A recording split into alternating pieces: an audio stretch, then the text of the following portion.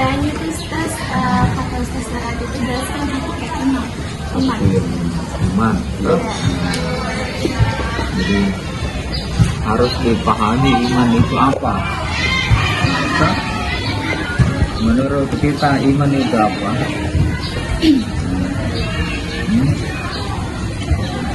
Al-iman apa? Iman.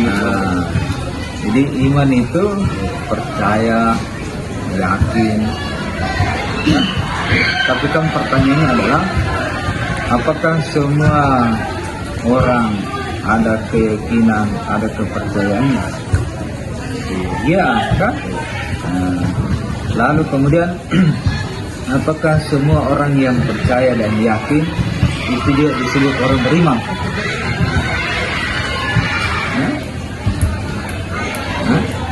Tidak kan? Karena terbukti ada juga orang yang tidak beragama, kan? Atau yang ateis, gitu. Jadi perbedaan antara orang yang beragama itu dilihat pada aspek keimanannya.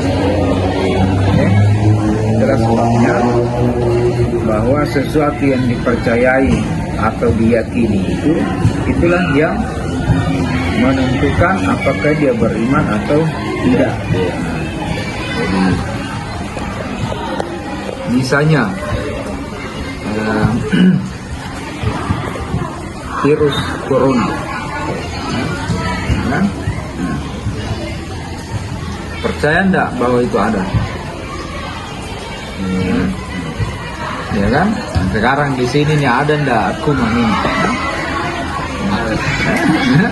Ya secara pengetahuan, kalau dia sudah menggunakan alat, bisa diverifikasi dengan indra, dengan akal, maka yakin percaya ada kok. Tapi pertanyaan saya, apakah orang yang tidak beragama, misalnya ya, percaya tidak bahwa ada malaikat, ada hari kiamat, ada siksaan? Tidak. Kenapa? Karena itu tidak bisa dijangkau oleh indra. Tidak. Jadi indra itu kan ada verifikasi yang kita kenal 5 alat indra kan, sesuatu yang bisa dilihat, bisa didengar, bisa dirasa, bisa diraba, bisa dikecap. Nah, oke. Jadi aspek kedua dari yang menjadi hakikat dari keimanan itu adalah sumbernya, sumber keimanan, sumber keyakinan. Makanya dalam Islam itu ada ajaran tentang rukun iman sebagai satu yang menjadi pembeda antara orang beriman atau tidak. Itu kan ada 6 rukun iman, dan itu berurutan pada Allah, malaikat, kitab, rasul, hari kiamat, dan pada kemudian. Nah, berikutnya yang menjadi hakikat itu adalah terhadap benarnya apa yang kita yakini. Ya. Saya ulang kan?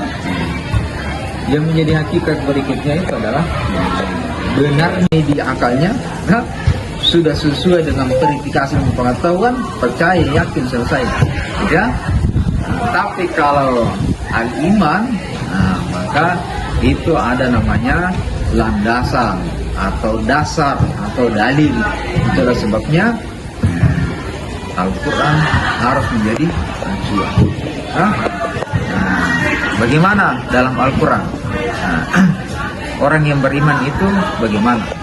Qalu sami'na wa ata'na. Itu di surah Al-Baqarah kan?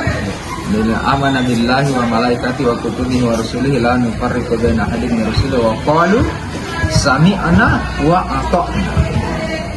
Ya. Orang yang beriman itu amana billahi, beriman kepada Allah, wa malaikatihi wa kutubihi wa rusulihi la nufarriqu baina ahadin min rusulihi. Qalu sami'na wa ata'na. Apa itu? Itu adalah qalu, dia akan berkata sami'na, mendengarkan, lalu kemudian wa ata'na, dan taat. Taat. Kalau orang tidak beragama ya tunggu dulu. Pergi salat duhur 4 rakaat. Kenapa 4 rakaat? Allahu Akbar. Ruku samiallahu liman hamidah. Kenapa ada samiallahu liman hamidah? Ya kan? Itu akal, ilmu, kan? Bukan iman. Kan? Kenapa orang kalau wudhu kemudian tiba-tiba kentut misalnya belakangnya, supaya kembali suci dia berwudhu.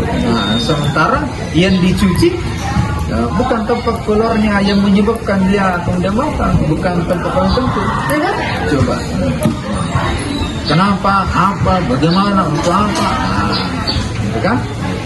Jadi disitulah pembeda antara orang beriman dengan hanya orang yang percaya dan yakin saja. Karena itu iman itu adalah keyakinan, kepercayaan plus terhadap sesuatu yang ada, yang nyata, yang goib. Kata kuncinya apa? Goib.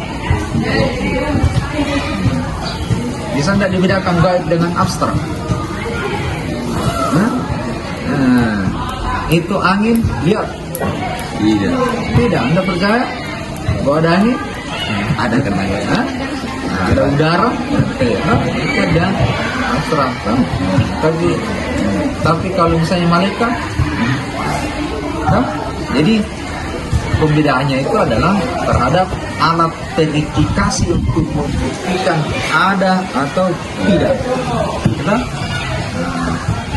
Hati, alat verifikasi yang tadi, hati, kemudian lisan, dibuktikan melalui perbuatan, lalu kemudian dalilnya. Makanya iman itu berkonsekuensi dari rukun iman pertama, kedua, ketiga, keempat, kelima, keenam. Oke? Ada?